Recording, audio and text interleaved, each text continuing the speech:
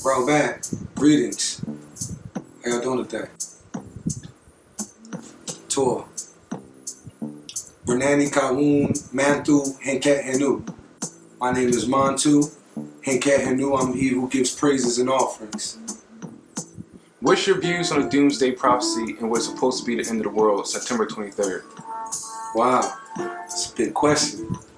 Said, what's my views on the doomsday prophecy and September 23rd being the end of the world? Yep. Wow. Well, I've been looking at a lot of different videos, on the internet, and doing a lot of research myself, and studying a lot, different readings. And I came up with some things, and I jotted some things down myself, put some things together. But even on a lot of shows, even on The Simpsons, you've seen a lot of different predictions that they spoke about pertaining to September 23rd. Jim Carrey, he even had a movie called The Number 23. And even on The Simpsons, they predicted Donald Trump coming in office. They speak about a blackout on the 24th of September. So it's a lot of different views from different opinions. But the facts on it, from what I pulled together, I'll go into the builds if I can share that with you. Of course. Now, dealing with dates, go back to November 20th, 2016. This was the impregnation of the planet Jupiter into the celestial womb of Virgo, based on the constellation lines of the zodiac. November 24th, 2016 was the start of Hanukkah, based on the creation calendar of the Adamite race, right? In conjunction with the moon. December 24th, 2016, the start of Hanukkah, based on the rabbinical calendar. April 10th, 2017 was Passover on the rabbinical calendar. May 16th, 2017, Jupiter crosses out of the womb line demarcation due to its retrograde. Retrograde is when the planet will go this way and then it'll come back instead of staying on its course.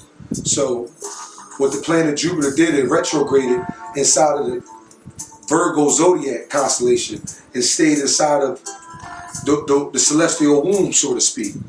Because the drawing of this particular zodiac is a woman. So the planet Jupiter stayed inside of the stomach area for 9 months, which is the human expectancy inside our mother's wombs, right? So on July 11th, 2017, Jupiter crossed the womb line due to its retrograde. September 9th, 2017 was the birth of the man-child, or translation of Jupiter coming out of the celestial womb. And September 23rd, as you spoke about, according to the skies, is the position at sign maximum, as Jupiter will be 13 days out of the celestial womb of Virgo by that time. And December 1st, 2017, which has not occurred, nor has September 23rd occurred yet, the Messiah planet Jupiter completely leaves the virgin celestial woman, which is symbolic of Isis, Fatima, Ishtar, or the Virgo star constellation. So, I just wanted to hit those dates because different things were coming into play during that time. But in all actuality, a lot has happened, within the summer of 2017. We had a lot of hurricanes. So I want to go into that because it relates to all the different things that's happening. September 23rd will actually be, 33 days from the solar eclipse that took place recently. in the North, you know, over North America. I think it was 12 states that was totally eclipsed. Hurricanes are the most violent storms on Earth. People call these storms by other names, such as typhoons, cyclones, depending on where they occur. The scientific term for all these storms is tropical cyclone. Only tropical cyclones that form over the Atlantic Ocean or Eastern Pacific Ocean are called hurricanes. It is a well-known fact that the formula for hurricanes are formed over small bodies of water in Africa and follow the paths of slave ships and wreaks havoc on American soil, where the children of natural nature were wrongfully enslaved against their own free will and accord. Tropical cyclones are like giant engines that use warm, moist air as fuel. That is why they form only over warm ocean waters near the equator. The warm, moist air over the ocean rises upward from near the surface. This air then moves up and away from the surface. There is less air left near the surface. Another way to say the same thing is that the warm air rises, causing an area of low air pressure below. Now, air from surrounding areas with higher air pressure pushes into the low pressure area. Then that new air becomes warm and moist and rises too. As the warm air continues to rise, the surrounding air swirls in to take its place. As the warm, moist air rises and cools off, the water and the air forms clouds. The whole system of clouds and wind spins and grows, fed by the ocean's heat and water evaporating from the surface. Storms that form north of the equator spin counterclockwise. Storms south of the equator spin clockwise. This difference is because the Earth's rotation on its axis. As the storm system rotates faster and faster, an eye forms in the center. It is very calm and clear in the eye with very low air pressure. High pressure air from above flows down into the eye. When the winds in the rotating storm reach 36 miles per hour, the storm is called a tropical storm. 3 plus 6 is 9. And when the wind speeds reach 72 miles per hour, the storm is officially a tropical cyclone. 7 plus 2 is 9. These are called hurricanes. Or the breakdown of that word can also be Harukin, you know, as in Panathar Harar, an Egyptian Messiah. You see his name inside of that word. Tropical cyclones usually weaken when they hit land because they are no longer being fed by the energy from the warm ocean waters. However, they often move far inland, dumping many inches of rain and causing lots of wind damage before they die out completely. Now, the two NASA satellites, is two NASA satellites that stay above the Earth, 24,000 miles above the planet. And they track all hurricanes and, you know, disasters that's coming or pertaining to that. And that's not a coincidence because the circumference of the planet Earth is 24,000 miles in circumference. So that's something to think about right there. These satellites built by NASA and operated by the National Oceanic and Atmospheric Administration, or the NOAA, saves lives by helping weather forecasters predict and warn people where and when these severe storms will hit land. Now, Native Americans call these storms hurricanes, which sounds like hurricanes. It's spelled Hurakons, after a great spirit who commanded the east wind. Now, in ancient Egypt, the god of the wind was known as Shawal or Shu. So you see the link between the Native Americans and the ancient Egyptians. Spanish explorers adopted the world and then began giving hurricanes the names of patron saints on whose feast days the storm occurred. Later hurricanes were identified by their longitude and latitude A weatherman in Australia is credited with being the first person to name a tropical storm after a female by World War II.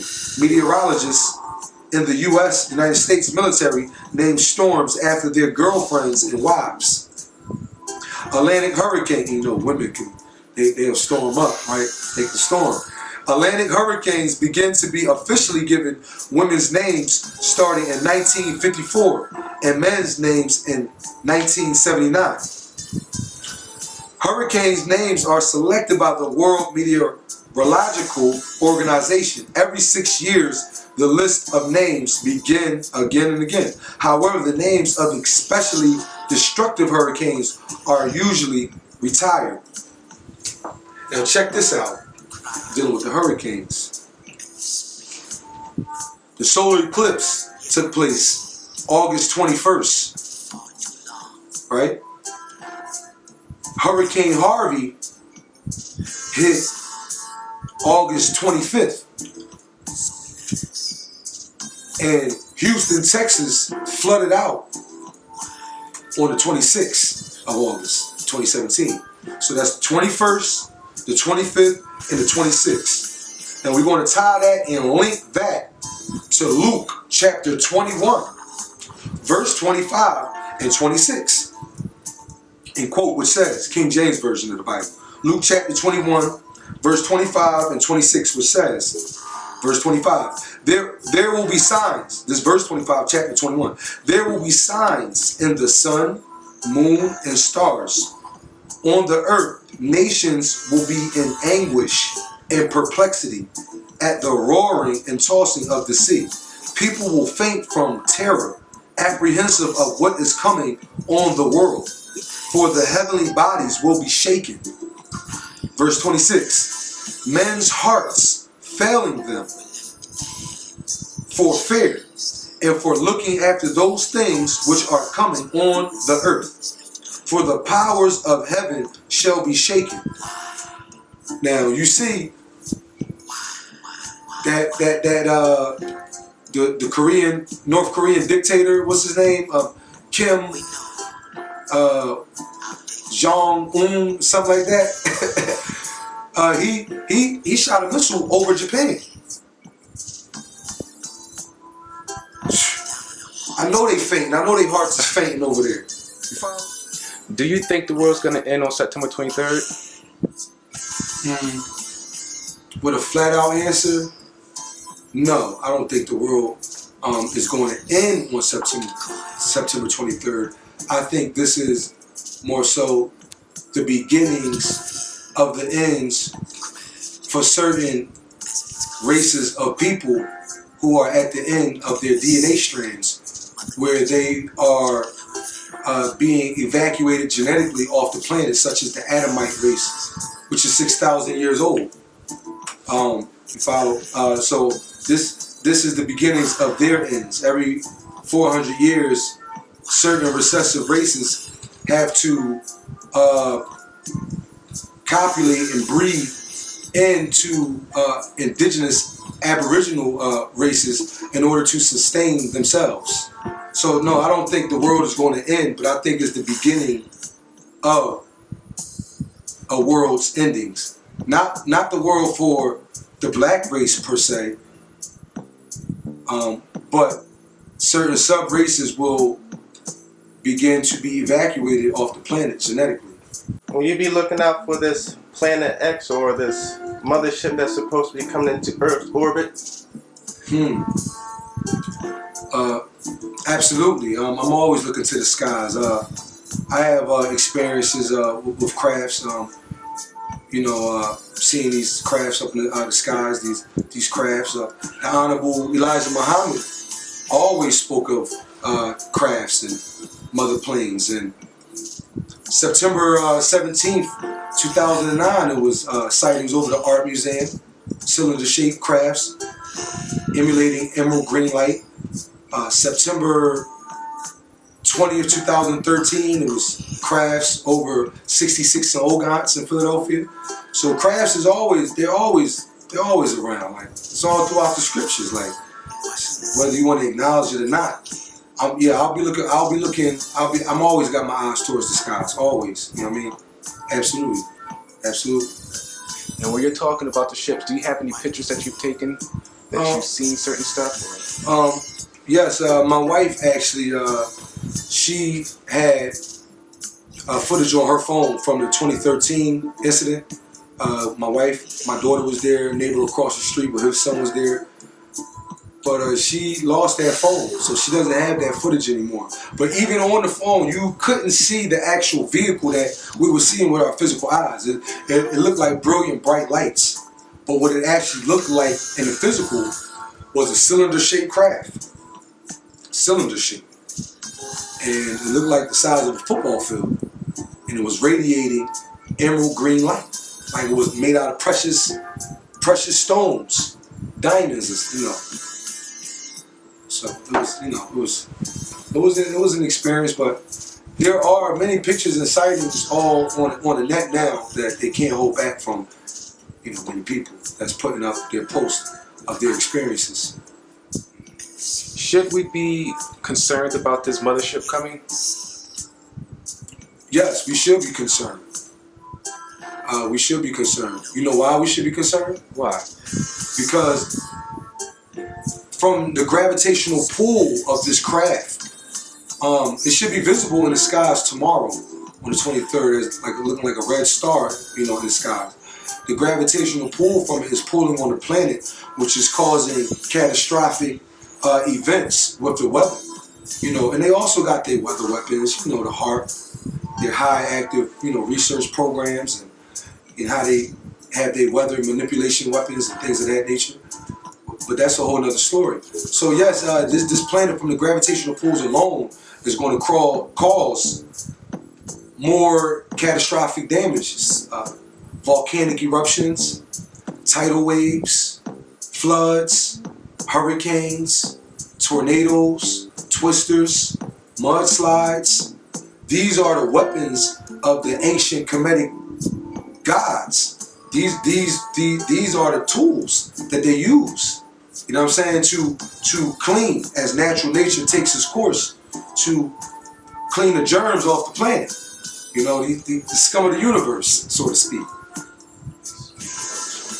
See, this book right here is the Millennium Book. This on this scroll, right? This is out of print. This is the Millennium Book. Heavy book written by Dr. Malachi York. This is just some of the things that's already happening, and more of this to happen. On the title, I'm gonna read some of the things that's on the title. It says school killings, airplane crashes, lunatics, computer crashes, new species, church bombings, rape, murders, floods, hurricanes, viruses, polluting water, landslides, mudslides, tornadoes, deformed humans, starvation, suicidal killings, genetic splicing and cloning, sea animals begin to die, terrorism.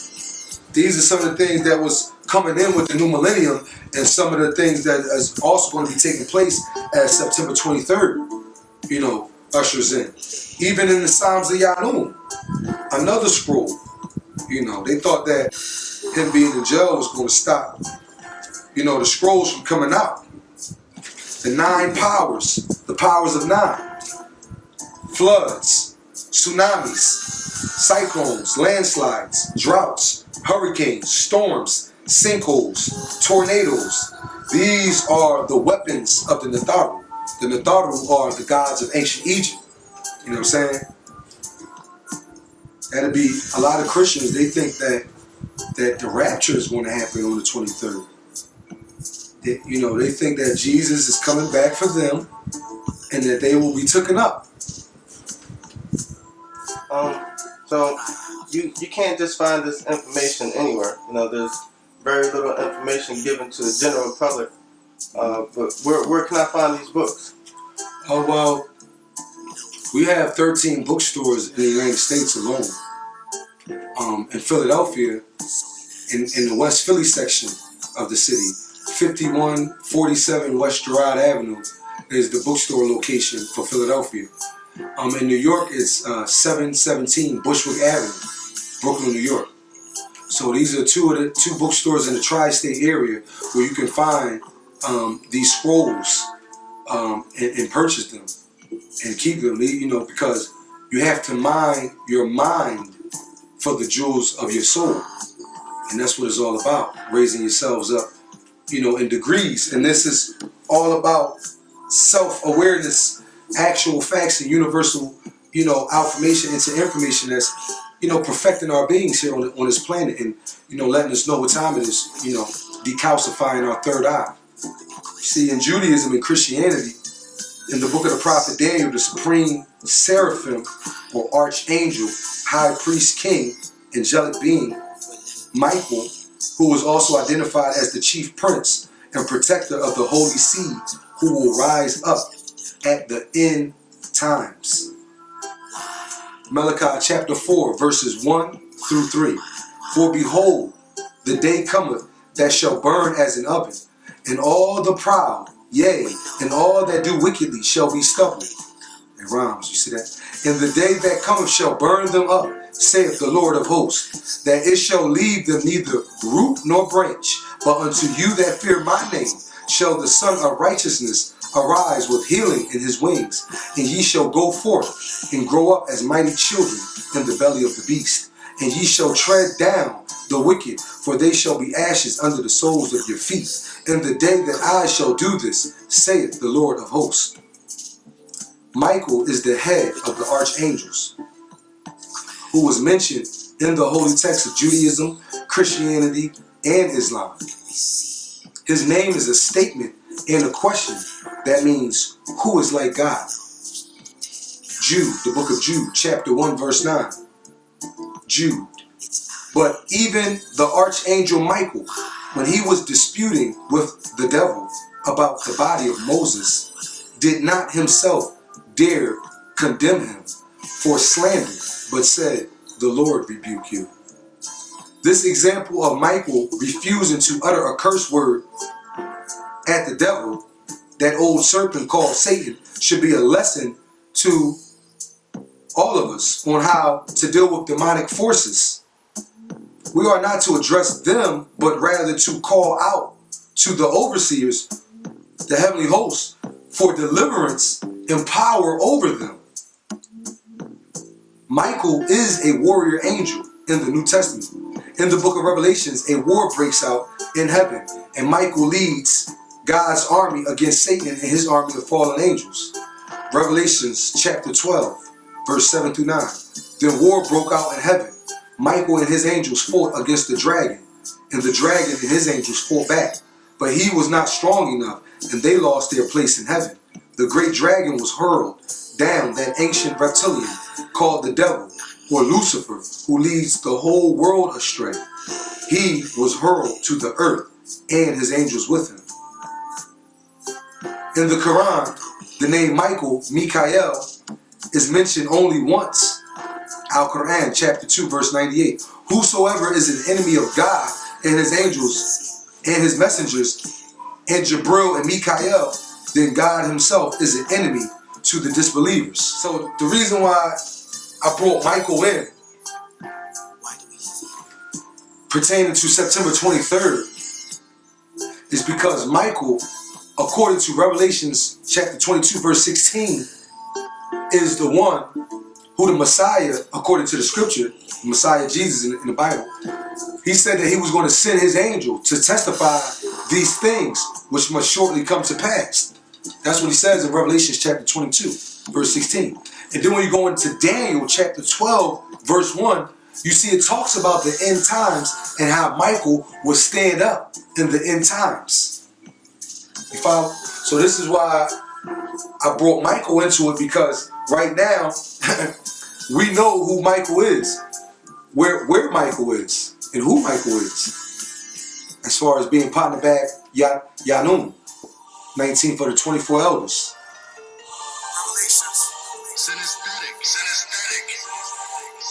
He gave us the way, pot to that, in the truth, actual facts, papyrus scrolls, may attacks, Pana's daughter, I'm a noob, reactor, Pana father, made attack, the beautiful words, the scroll of eyes.